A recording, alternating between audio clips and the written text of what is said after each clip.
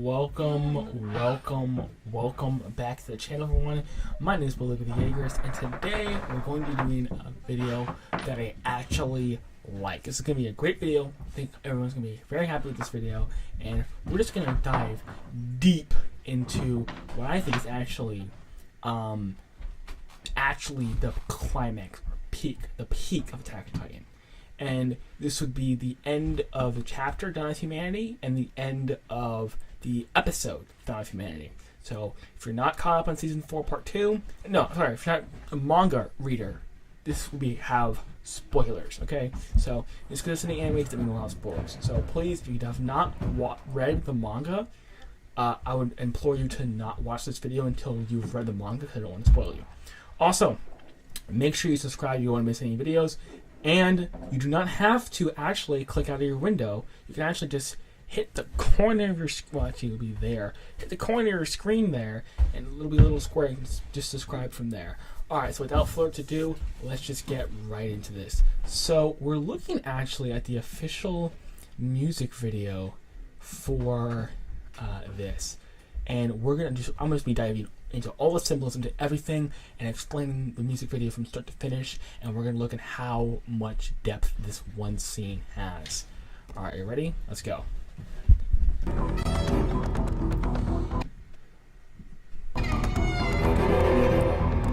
Okay, so first we see the beginning of the story, which of course is very important. We see him waking up under the tree, which again is the beginning of the story, and if you believe in the time loop, it's also the end of the story. So very, very, very significant scene there. Smoke. Now, there's a lot of smoke here, and again, it's really hard to make Isayama's work because everything he does is done with such purpose. In fact, I just watched someone say that the symbolism in Attack on Titan is so heavy-handed. So, yeah, it's very much in symbolism. But this might mean the walls that the steam, of course, from the Cult Titans, but it also maybe might reference 131, where he is making himself ignorant of the outside of what's happening, and making himself and walling himself in with his steam. So that might be that going in there as well, or it might just be for a cool effect. Remember, this is the official music video, as you can see up here. This is official. It's not fan-made. It's official. Of course, we see the pigs, where the war started. Actually, this is actually interesting. I don't know if this is anime original scene or panel, but we can actually see this is Grisha from baby Eren's perspective. Yeah, so that's just the whole "you're free since you were born" stuff. We saw 139, the whole fight for freedom. This whole thing is all part of the lore of Eren and Attack on Titan as a whole, and it's from Eren's perspective, which is really interesting.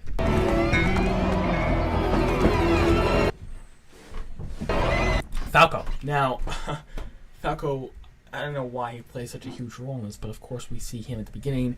He's dreaming of flying, and he's indicative of Eren. One way or another, he's indicative of Eren. And there's much theories to why, but I want to keep it just really, really official and really conventional, so that's really cool that Falco was in there. The weather passing, we got the okay, now, over here. So I'm the same as you, right? You got the Declaration of War. Then we got him saying that his friends are the most important people to him over everyone else, and anyone else, and he wants them to live long, happy lives. Now, notice, depending on your theory, he actually received these memories.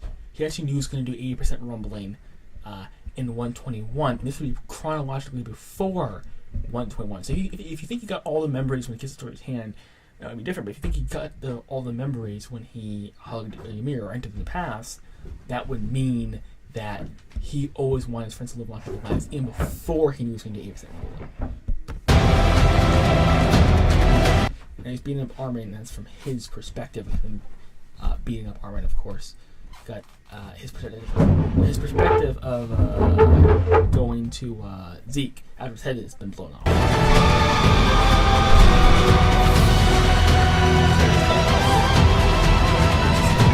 Notice Mikasa is the very first thing he sees in the paths. Green eyes, of course, because Eren has green eyes. Ymir the Fat.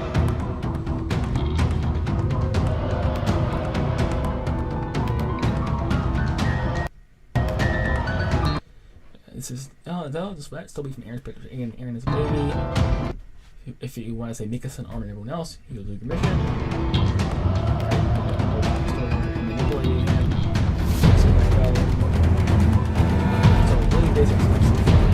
Get that in the same.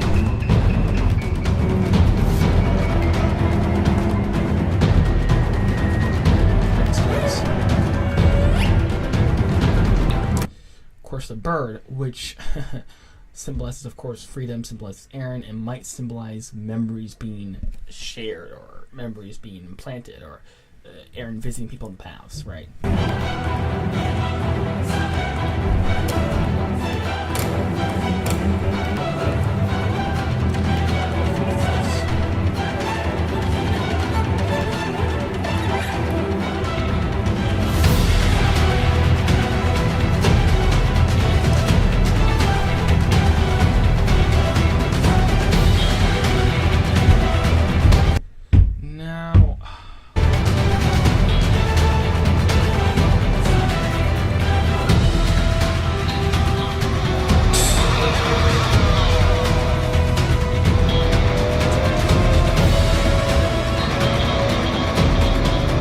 Obviously, this is Mikasa dealing with the fact that Eren just might be slaughtering the entire world, and she wants to have her cake and eat it too. She wants to believe that Eren is not capable of it. She wants to have Eren, and she wants to have no rumbling, and this is untenable. And this is to her, and she is obviously interested. And this has been the whole thing in season 4. Ever since the rumbling started, or not, actually, since before the rumbling started, since the Dwarf Parody arc has been a great thing in Mikasa's character, and there's, going over it again in this music video.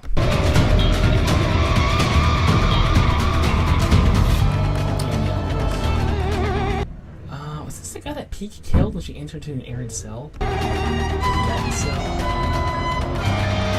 Jean's dilemma, right? This is not an accident. Go back and look.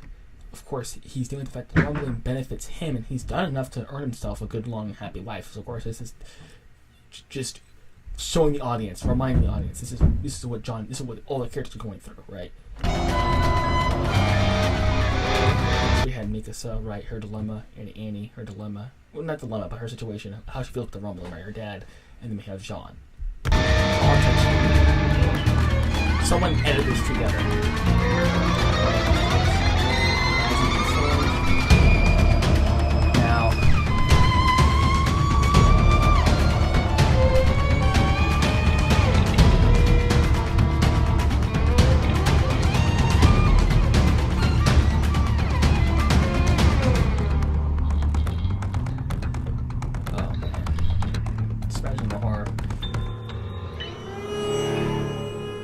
So now we have 130. So we have Eren, I don't say manipulating, but we have Eren setting up the puzzle pieces for this to happen. So we have him talking to Historia, trying to get her to support the rumbling, as we see here. And of course, Historia has the ingenious idea to get pregnant, which gets the both, which actually has the best of both worlds. It has the best of fighting the military police, and has the best of running away from the military police. Right? It gives her the perfect alibi, and of course that's why she lied about the due date, because it was a whole scheme to get the rumbling to happen. Right, so that's why Historia's been shown here. Here's Zeke and Hobo.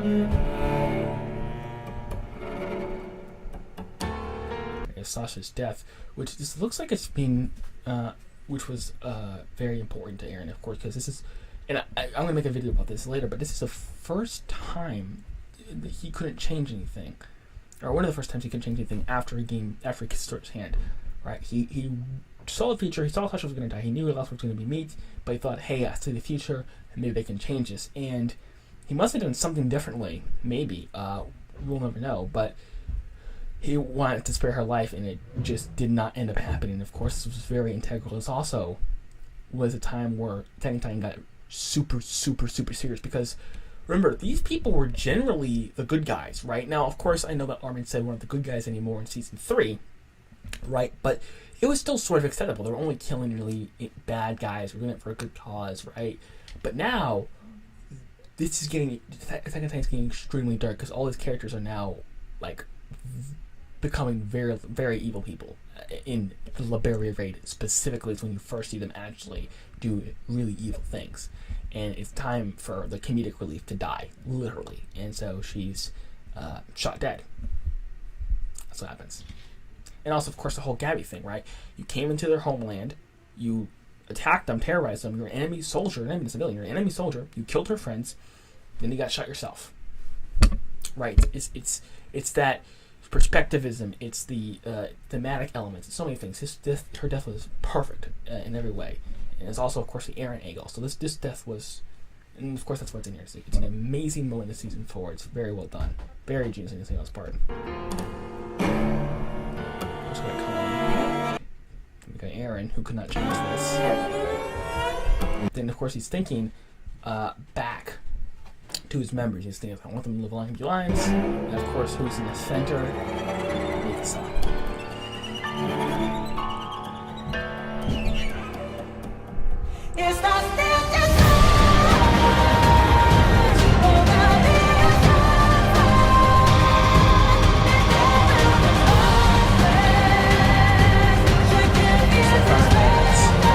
Check this out. So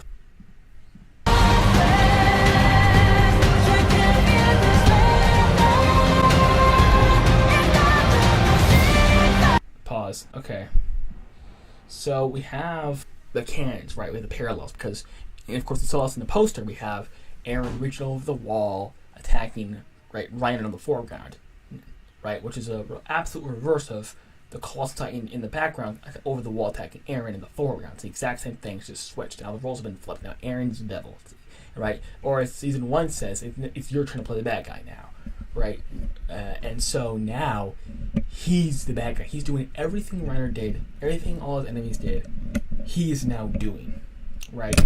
And Isayama is making it perfectly clear that this is the nature of Eren. Now this is extremely interesting because this is an anime original scene. This is 137, which is the thematic climax of the story. This is 137. This is Eren, of course, on the race from Mikasa's perspective, and we have the lead. And this is it's also added in when Mikasa was thinking, what did I see in him, right?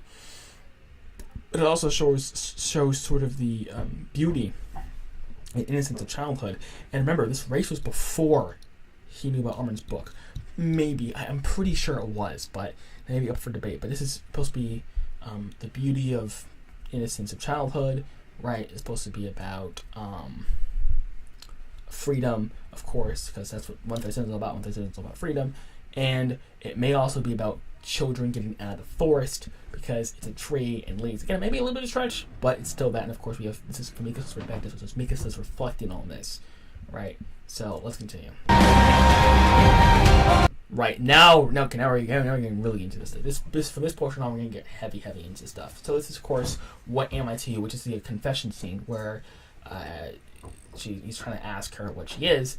And as you can see here, he's wearing black, she is wearing white, right? What men and women typically will wear in the Western world. To weddings, it's white, it's black, right? So we have the wedding is there, and also their love song is playing in the background, which would be "Call Your Name" or "In Call of Silence," is in Eye of Water. Forget it. Call Your Name, Call of Silence, which is actually playing in the background, and it stops right when Mikasa's botched thing happens. This is, of course, this could have stopped the rumbling, right? He would have. Now it's mostly accepted that if she would have said, "I love you," or "I love you romantically," or "You're my husband," or whatever, it's mostly accepted that he would have stopped. That he would have not done the rumbling, just gone to the cabin with her, and so on and so forth. But this is an integral moment in Eren's life, right, where he asks this, and he genuinely does not know, and of course he doesn't know because he does not notice the beautiful day, as I said in my 137 review. He doesn't notice what's right in front of him, right? This is his freedom right here. This right here is freedom. He doesn't know it, but he asks her because he doesn't know, and of course she says that you're a fellow of your family, right? And yeah, just very, very, very sad. And of course, we just got done looking from Mikasa's perspective from 137, and of course, Mikasa was asking herself once the rumbling started. And I don't know if it changes in the. I think it changes in the anime, but once the rumbling started in the manga, she asked, "What if I had a different answer back then?" Right? And this is all about why Eren did what he did. Very integral scene here.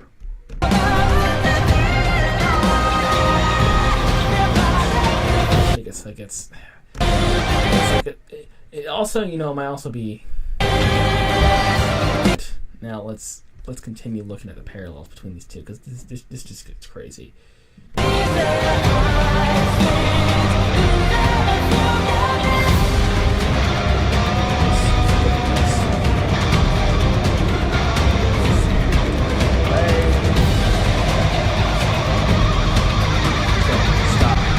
So we have the child of evil right here before our eyes, and this knife, right? This is when Eren goes and he kills those kidnappers, and much like the rumbling, he kills these people for good reasons, for bad reasons. He kills them, number one, and I don't know which one was the priority for him, but number one, he kills them because, right, or he wants to kill them, right?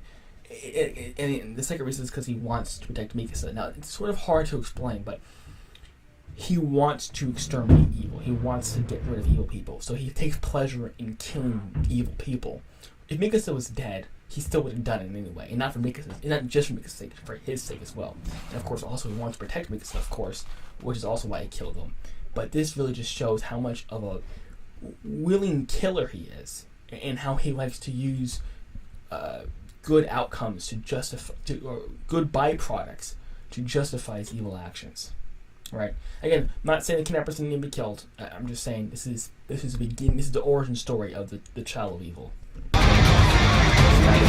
Your animals, right? Stabs them, then it goes on their the flowers, of course, because he stabs it. And then the flowers, the blood goes in the flowers, which of course is supposed to be Hana's, but it's also supposed to be, right, part of Mikasa and Eren's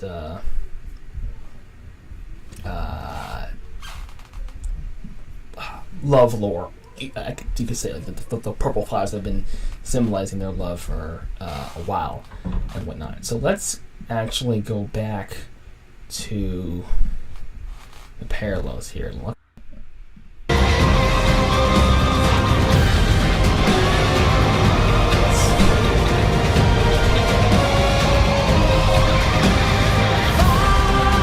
So obviously we have the same exact thing going on. We have them horrified, shocked. The soldiers are trying desperately to defend their city and their compatriots in shock, right? Looking at this thing, like, what are we gonna do? Right? They have the cannons. They have total artillery, and they're running. And then Eren gets a flashback of his mom being eaten, and this is crazy, simply because it when he saw his mom getting eaten, he said, "This is a Titan's fault. I'm going to kill these Titans. The Titans are the reason my mom died. I'm going to kill them all." Right? All those animals that are on this earth. Right? And of course, this is him reflecting upon the fact that he was misguided in his hatred. Blaming the Titans is like blaming a gun. Right? You can't be angry at a gun for killing people. Right? That's stupid. Being the person who shot the person, he realized, oh, my hatred is misplaced, my anger is misplaced. The real animals aren't Titans, they can't control themselves. The real animals are these human beings. The humans are evil. Humans are the real monsters here. Humans are the actual animals. And I'm going to kill them, every last one of them. Right? And of course, the other thing about this that's really cool is they look at him and they say, "That's it. That's the attack Titan, Shigeki no Kyojin." So that's the name, Shigeki no Kyojin. Of course, it's the attacking Titan, because there's the cloth Titans, and then there's the one that's overseeing it, which is the attacking Titan. And then the whole thing comes full circle. Oh my gosh, Shigeki no Kyojin, attack on Titan, attack Titan, attacking Titan, right? This entire thing has come full circle from them attacking Titans sent by Annie and Reiner and Berthold to Eren being the actual Shigeki no Kyojin. Not moving forward towards freedom, well, moving towards his warped sense of freedom. Not moving forward for the good of humanity, but moving, or good of anybody, but attacking the entire world. And it's amazing. And let's look at that again, right?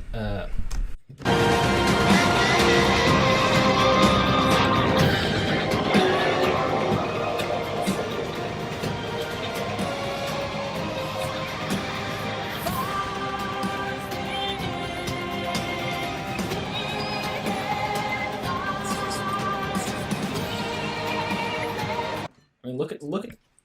What I really like about this is look on the desperation and this pain on this kid's face. And the Blu-ray does it really cool too.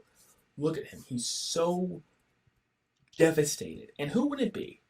And who wouldn't be devastated about this? And he's thinking, once he kills all the Titans, all his problems will be solved. And he's completely wrong. And now he decides, okay, humans are actually evil. Let's just kill them all. Every last one of them, not sparing a single one. That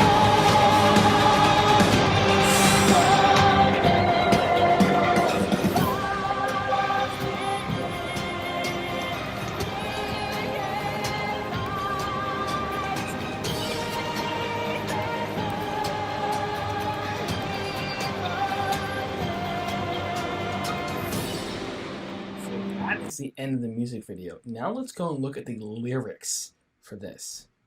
The earth shakes and turns red. The earth is shaking, literally. The sky is turning red. Sorry for headphone users. But I'll probably fix that in post. The earth shakes and turns red. Let me read this to you again. The earth shakes and turns red.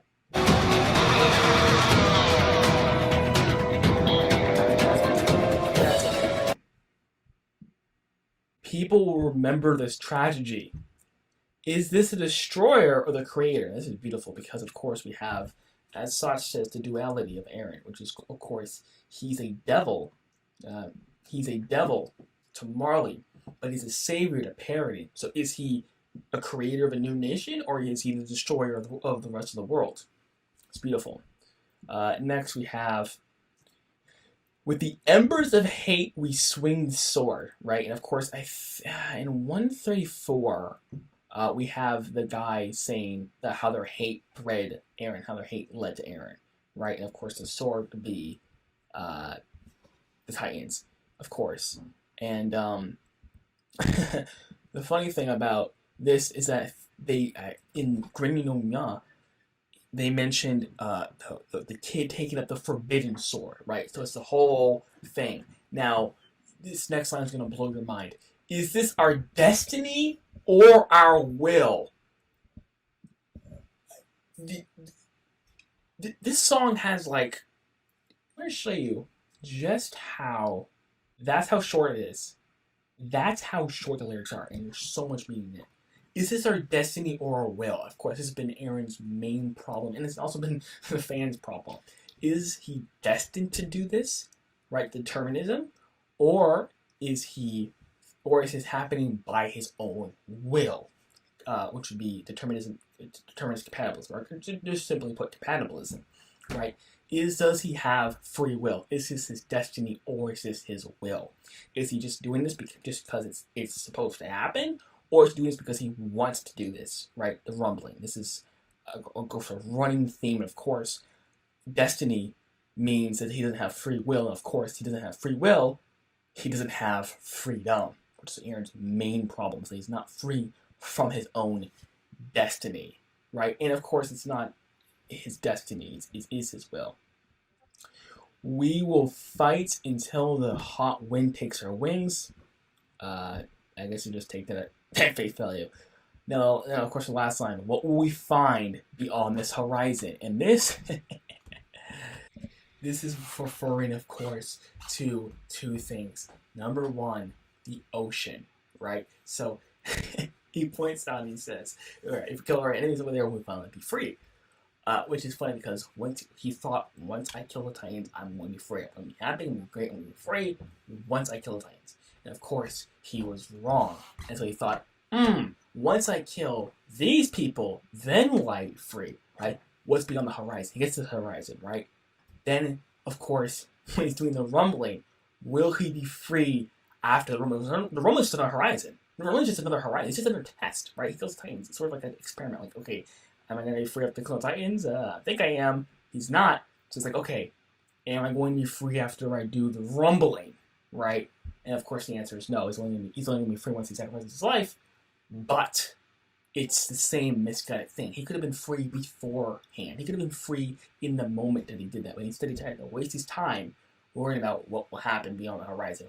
And the other thing, the last thing I'll mention, is he says when his Titans are eating his mom, right? And Eren brought this up, but when the Titans are eating his mom, he says he's going to kill all of them, right? Referring to Titans. But now he's using Titans, those he hated, the things he despised, to kill humans, right? Which again goes to the point that he never really wanted to kill Titans. It's never about killing Titans. It was always about getting rid of evil or exterminating evil things, right? Because now he has no problem using Titans at all to kill all the humans. So I hope you guys enjoyed. I hope you guys learned something new. Make sure to smash the like button, subscribe, so that my channel, quite frankly, so my channel goes. But you're gonna get great content as well. All right, peace out. I'll see you next video.